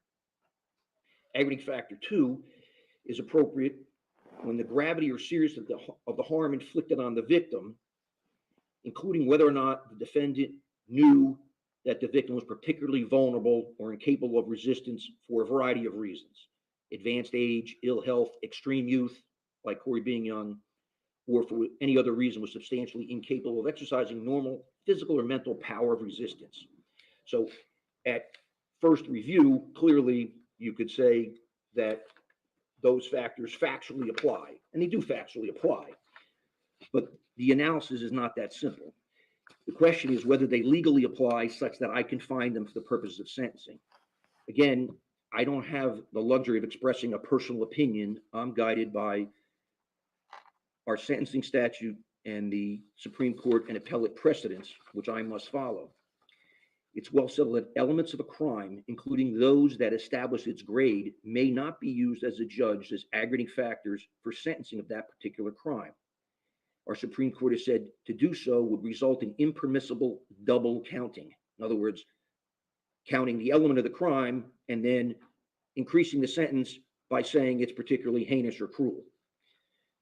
State versus Lawless, 214 New Jersey, 594 at 608, a 2013 case. State versus Krumphold, Kromphold, 162 New Jersey, 345, 353, a 2000 case. Our Supreme Court has said that sentencing courts must scrupulously avoid double counting facts that establish the element of a relevant offense. State versus Fuentes, 217 New Jersey, 57, at pages 74 and 75, a 2014 case.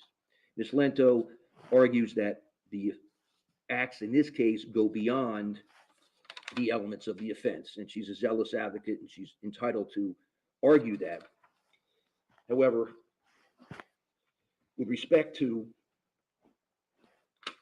the heinous nature of the acts, aggravating factor 1, whether something's heinous, cruel, or depraved, the jury instruction on endangering the welfare of a child contained various elements that the state had to prove beyond a reasonable doubt. Included in that element was cruelty. In fact, that appeared on page 16 of the jury charge, and it has a long definition of note, includes inflicting upon a child unnecessary suffering or pain, either mental or physical. The willful act of omission or commission whereby unnecessary pain and suffering, whether mental or physical, is caused or permitted to be inflicted on a child. Or exposing a child to unnecessary hardship, fatigue, mental or physical strains that tend to injure the health or physical and moral well-being of the child. Also, a detailed definition of abused, which is substantially similar. I read these in detail to the jury at trial. I don't need to read them now, but despite the zealous arguments by the state, that cruel, heinous act is an element of endangering the welfare of a child. What makes the treadmill video endangering is not one slip on the treadmill video. Now, although no one's specifically said this, I guess it could be argued that endangering the welfare of a child applies to a victim under the age of 18. And this could have happened to someone who was 16 or 17, and therefore, because Corey was 6 and a small child, that makes it worse. But this type of abuse wouldn't have been successful, for lack of a better term, on a 16 or 17-year-old. A 16 or 17-year-old would have been able to run on a treadmill, would have known how to get back on.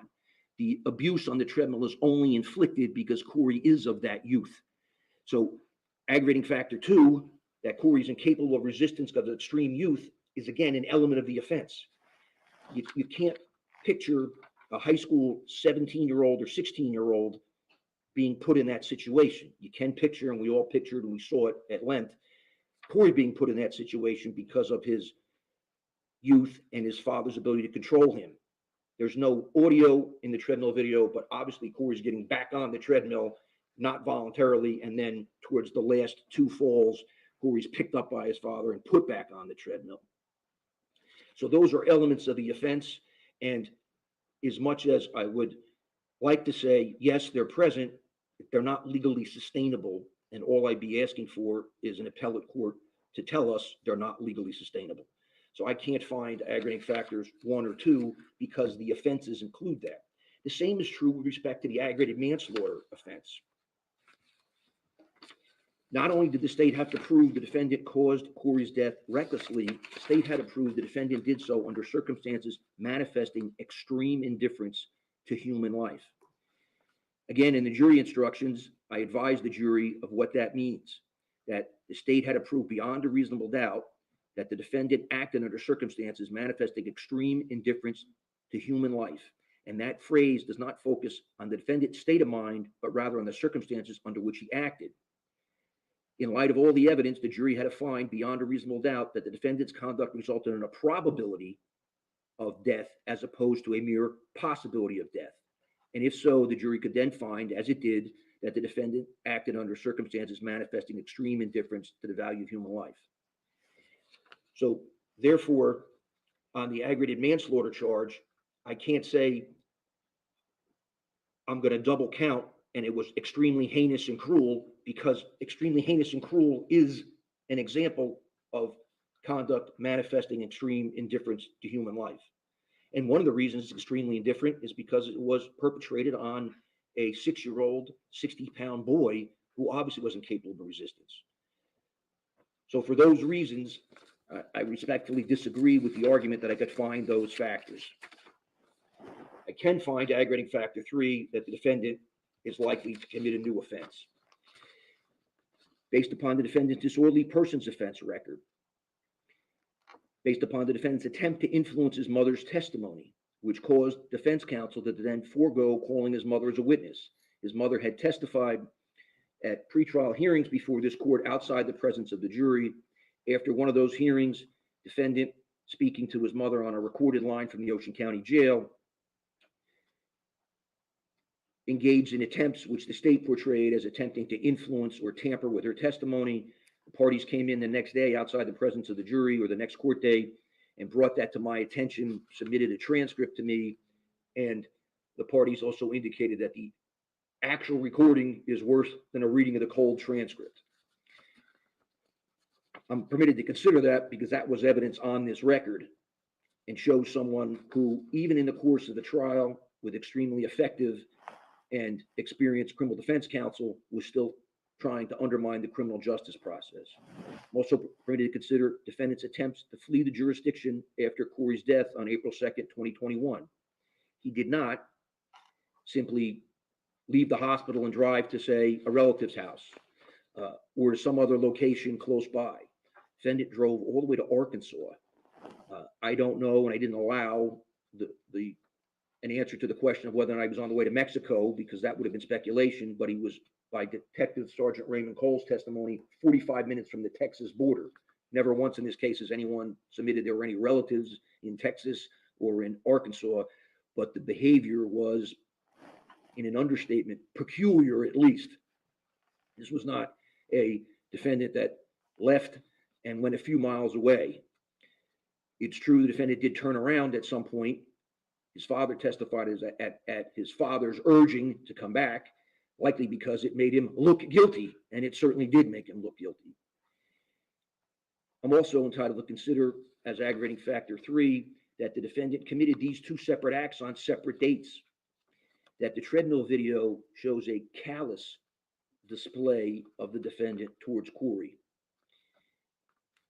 In addition, despite a long prison sentence, the defendant can still commit new crimes while incarcerated. Someone who's violent, who lacks impulse control, who's motivated by anger, can reoffend while in a correctional setting against corrections officers, civilian corrections staff, medical staff, or other inmates, particularly if another person is vulnerable, incapable of resistance. But it's worth describing some other aspects of the treadmill video.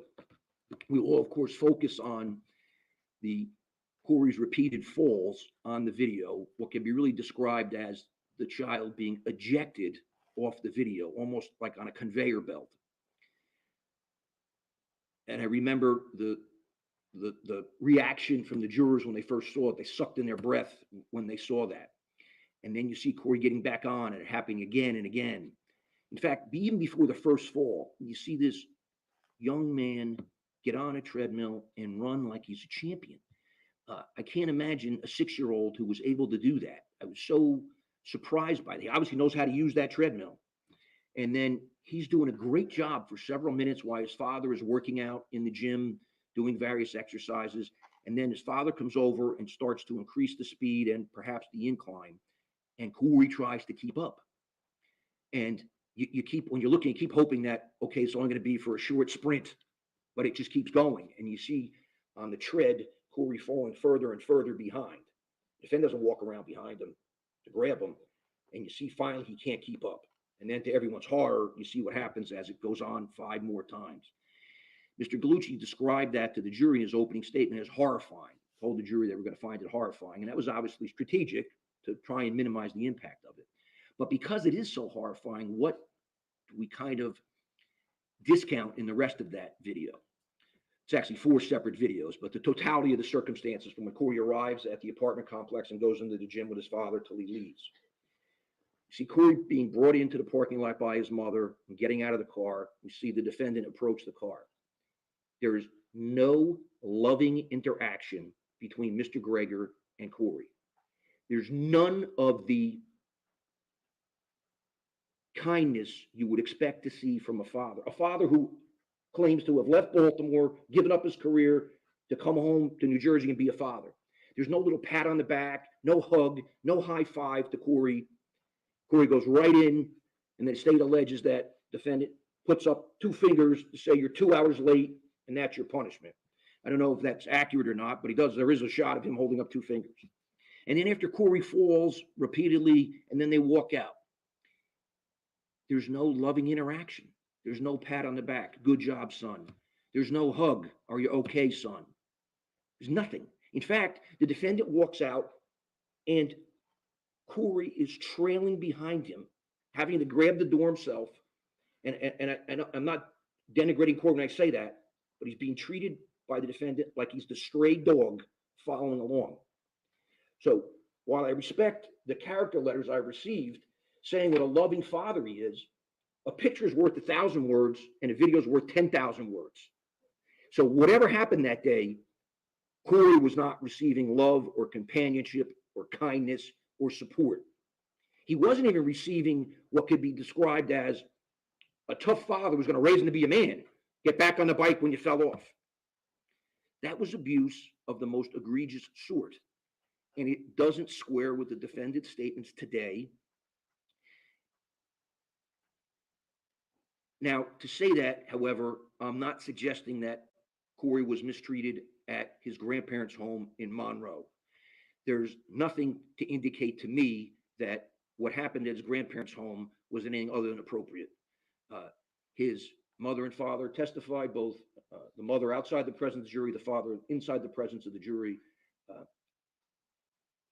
Although I don't want to get into all the social media attention, I would say that both sides, Corey's mom's side and defendant's parents, have a right to closure in this matter. And this venom back and forth should not be directed by either side. The individual responsible for Corey's death and for Corey's endangerment stands before the court today in a green and white jumpsuit, and the focus should be on him. Based upon all that, I find aggravating factor 3 is present, and I give it moderate weight. I say moderate weight because of the lack of a serious record. But let's talk about that record for a minute.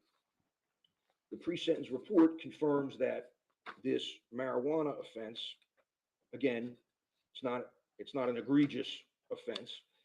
In fact, the under 50 grams is no longer a crime or offense in New Jersey. The drug paraphernalia, which the defendant pled guilty to, is a disorderly person's offense still in New Jersey, so I'm allowed to consider it.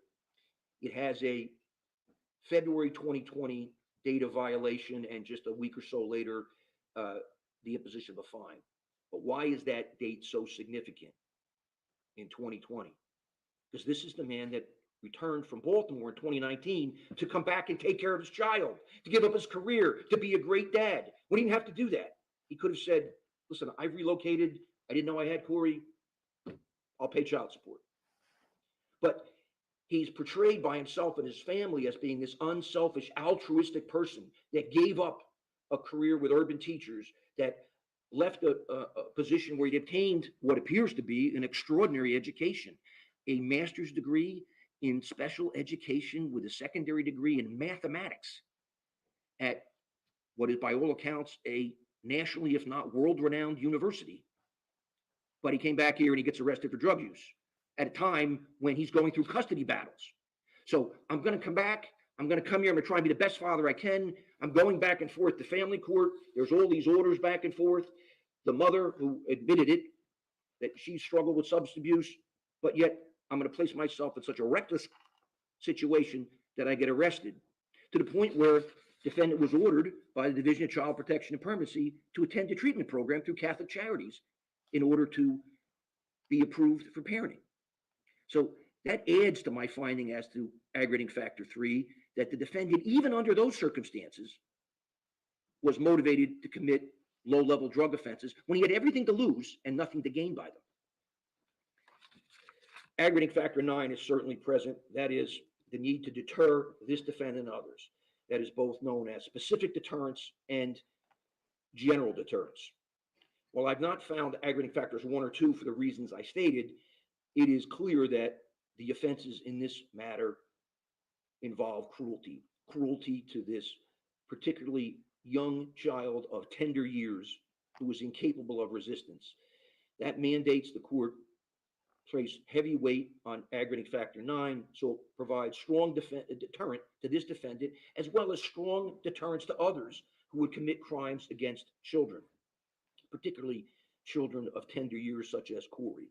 Defendant's a big, strong individual. His family has repeatedly talked about his athletic prowess. He was not only a high school, but a college football player.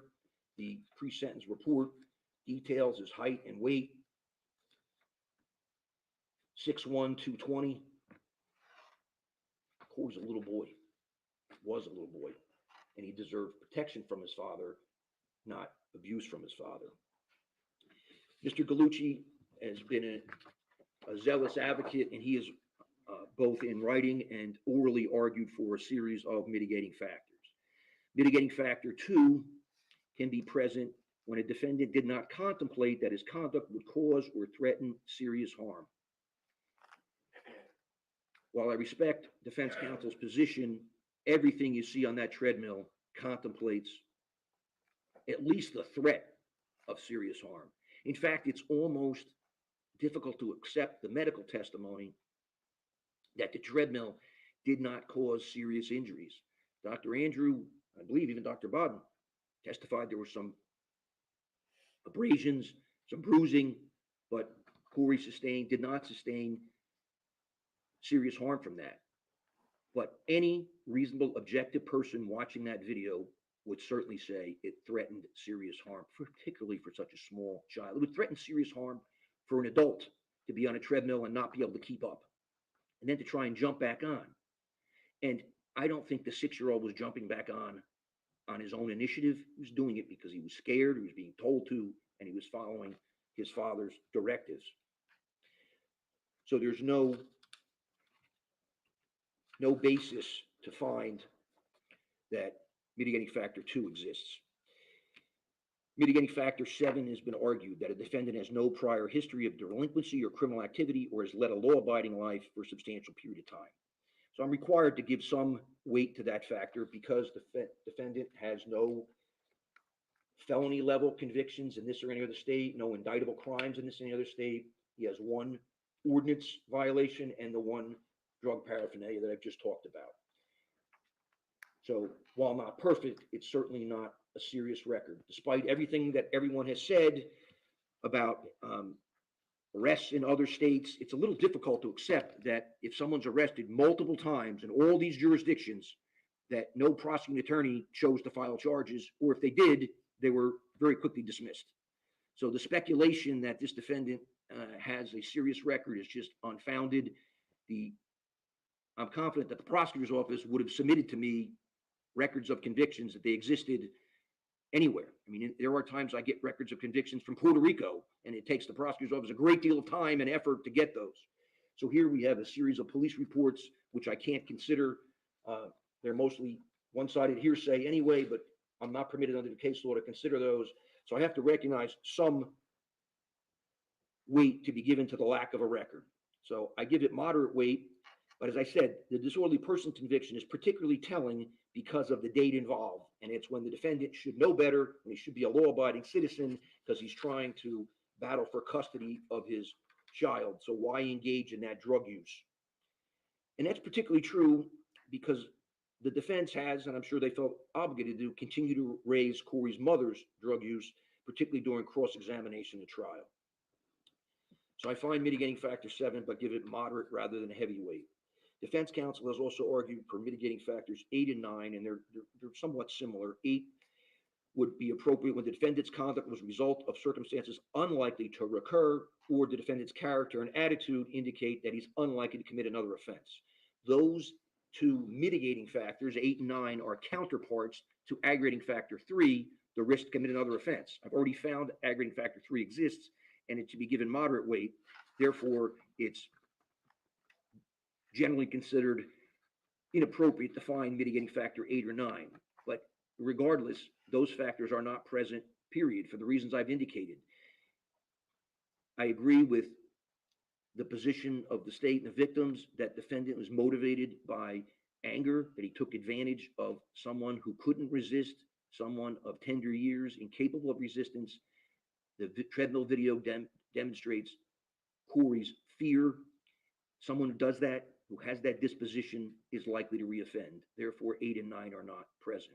Although not argued, Mitigating factor 11 is likewise not present based upon the defendant's injuries as reported in the pre-sentence report for the reasons I've indicated, that the sports injuries and the left ankle injury can certainly be addressed by medical staff in any correctional facility. And if not, that correctional facility would transport the defendant to a hospital to be treated. So therefore, those do not overcome or even lessen the presumption of imprisonment. Based upon all the foregoing, then, I'm clearly convinced that the aggravating factors substantially outweigh the mitigating factors. So now I need to impose sentence, and then I'll address the state's request for whether the sentence should be consecutive or concurrent. I've appreciated that everyone has asked me to impose the maximum sentence. And I appreciate the emotion that's involved, the comments, and you've heard many of the things I just said about the treadmill video and the callous behavior. Imposing the maximum sentence is just legally unsustainable by me. There's no appellate court that would say someone with only a very, very minor criminal record should get the maximum. It just doesn't happen, despite the public perception that it should happen. So on count 2, aggravated manslaughter, I sentenced the defendant to the custody of the Commissioner Department of Corrections for a term of 20 years, subject to the No Early Release Act, New Jersey Statute 2C:43-7.2, such that he has to serve 85% of that sentence before being eligible for parole. On count 1, endangering the welfare of a child, a second-degree crime, I sentenced the defendant to the custody of the Commissioner Department of Corrections for a term of 5 years. The defendant has 885 days of jail credit. So I have to address the requests for consecutive sentences. Again, there's a great deal of guidelines the court has to follow and a great deal of Supreme Court case law on this. The factors involve, first, the principle that there should be no free crimes. Secondly, whether or not the crimes and their objectives were predominantly independent of each other, whether the crimes involved separate acts of violence or threats of violence, whether the crimes were committed at different times or separate places, rather than being committed so closely in time and place as to indicate a single period of aberrant behavior, whether the crimes involved multiple victims, and whether or not the sentence to be imposed are numerous, meaning multiple counts. Here we have 2 counts, with the proviso, again, that can be no double counting of aggravating factors.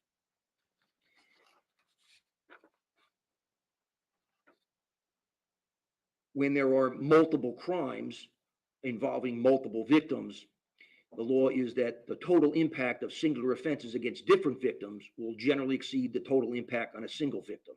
We don't have that here. We have a single victim.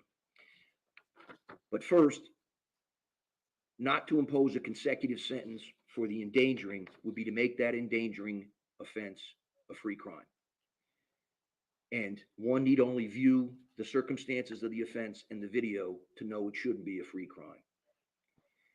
The crimes are somewhat interrelated. They're not completely independent of each other, but they are predominantly independent of each other. Corey was subjected to an awful time on the treadmill that I've described. It was brutal to watch that treadmill video because you rarely see a child essentially inflict harm on himself in the beginning until his father starts to put him back on it. So it doesn't take a vivid imagination to consider the fear Corey's in at that point.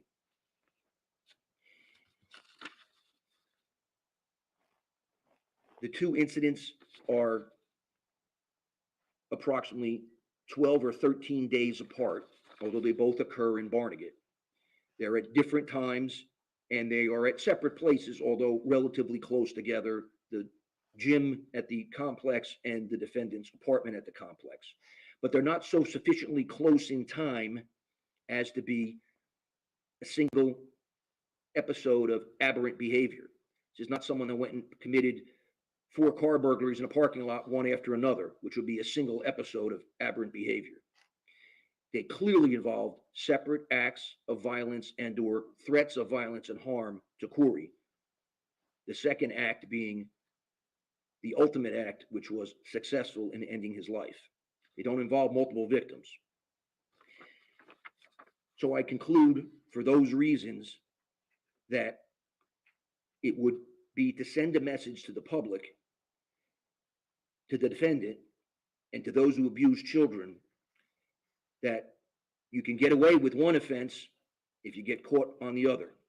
And that's simply inappropriate for deterrent reasons in general or for specific deterrence in this case. And therefore, I conclude that count 1 and 2 should be consecutive. The law requires me to make a additional statement on the overall fairness of a consecutive sentence. This is a requirement imposed by our Supreme Court in State versus Torres, 246, New Jersey, at page 246, a 2021 case, where our court held that the trial judges to make an explicit statement of fairness that explains the overall fairness of the consecutive sentence. So first, I've imposed sentence on the second-degree crime at the bottom of the second-degree range. Second-degree range is 5 years to 10 years.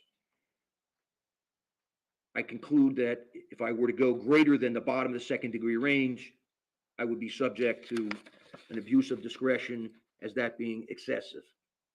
Secondly, the endangering sentence is not part of the No Early Release Act. It does not contain a court-imposed period of parole and eligibility. It's referred to as a flat sentence. Additionally, I conclude that the consecutive sentence is fair because of the reasons I just articulated about no free crimes. Defendant is 32 years of age. Absent some unusual medical event for a young person, he will eventually be released to his own liberty. He will eventually be a free man to walk around. Corey, of course, will not. So this is not the functional equivalent of a life sentence, despite the imposition of a consecutive sentence. It's also fair and just, given some of the testimony by Dr. Andrew, who testified in great detail about this, got down off the witness stand, went to the large screen TV and pointed out the bruising all over Corey's body, and testified about the injuries and bruising of different ages in different levels of healing, demonstrating the doctor's concern about ongoing abuse. We had pretrial hearings about this. The state in count 1, endangering, originally alleged abuse was occurring from December of 2020 through March of 2021, up through the date of Corey's death. I concluded that, really to protect the defendant's right to a fair trial, I concluded that many of the other incidents were attributed to normal childhood activities. Going hiking and getting a branch that comes back from a shrub into the tree, playing sports. And because there was what I found to be insufficient medical documentation or medical testimony that those incidents were attributed to abuse, I did not allow them in. But Dr. Andrew, who did not testify in that pretrial hearing, but testified later, was very compelling about those levels of injury and their different states of healing. Kids get bumps and bruises. Corey had more than bumps and bruises that you would see on a 6-year-old. So for all the foregoing reasons, I conclude the imposition of a consecutive sentence is overall fair under the circumstances of this case. The state's taken an additional position that I should impose the least restrictive or flat prison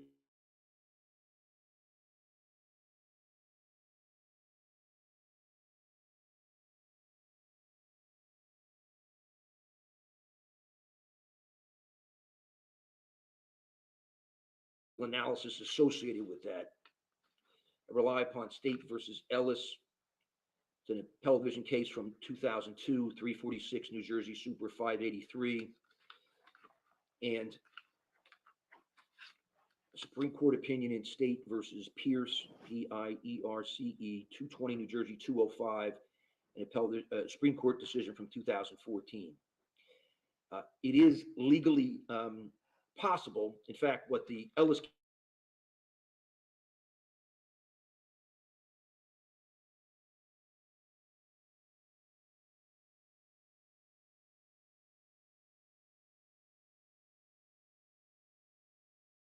when a defendant should be released on parole. And based upon both of those decisions, I conclude that I cannot impose the least restrictive sentence first without engaging in an abuse of discretion. So therefore, I direct that the No Early Release Act sentence on the aggravated manslaughter count run first, followed by the flat sentence on the endangering count, such that the aggregate sentence is 25 years and that the jail credit of 885 days comes off the aggregate sentence. Another condition of the No Early Release Act is that defendant shall serve a 5-year period of parole supervision upon release, that he shall provide a DNA sample and pay for the cost of same. There are 2 $50 victim of crime compensation assessments, 2 $75 safe neighborhood assessments, 1 $30 law enforcement training and equipment fee. The superintendent of the institution where defendant is incarcerated shall draw sufficient monies in an amount not to exceed 1/3 of the inmate's total income as may be required to pay these assessments. The Office of the Victim of Crime Compensation Board submitted a request for restitution for funeral expenses. There's been testimony during the course of the case about whether or not defendant's parents paid for funeral expenses, whether or not the Ms. Michelot's family paid for them through the VCCO office. I've considered, am I supposed to hold a hearing on that? And I conclude that the parties need closure in this matter. They don't need another hearing on whether or not those expenses actually went to the funeral, or and the VCCO letters also refers to some other expenses not associated with the funeral that may not be directly attributable to defendant's conduct. If these were out-of-pocket expenses by anyone qualifying as the victim, I'd be inclined to consider them further. The Office of the Victim of Crime Compensation Board exists for the benefit of victims. It charges, the defendants are assessed, like this defendant's been assessed, 2 penalties for that, to fund that. And I conclude at this point that it's not appropriate to order that restitution because of the questions concerning who paid for the funeral. And more importantly, I would have to do an analysis of the defendant's ability to pay now or in the future. He's been incarcerated for the last 885 days. He's been unemployed. He clearly has no ability to pay now, and he has little ability to pay for the next 25 years. So I conclude for those reasons that mitigating factor 6 is not present. There's no restitution to be paid, no ability to pay restitution. Therefore, I do not order restitution. If there's any bail in this matter, it's discharged. There are no dismissals. Madam Clerk, is there anything else I need to address? And Mr. Gallucci, we get his appeal rights form? All right. Anything further from council? No, All right. Judge, thank you. Thank you, everyone, for your excellent presentations. That concludes the matter. Thank you. Oh, so 25 years, guys, 25 years. I don't know how I feel about that, but it's something. Let's see if he can keep himself straight while he's locked up behind bars. I have a hard time believing he's going to be good. So we have another stream that I'm going to bounce over to here right away. This is on Trump this time. Let's see here. The Secret Service is having a press conference. So subscribe, like, and share, hit the bell, and join me over there. Thanks for being here, guys. I appreciate it. Bye.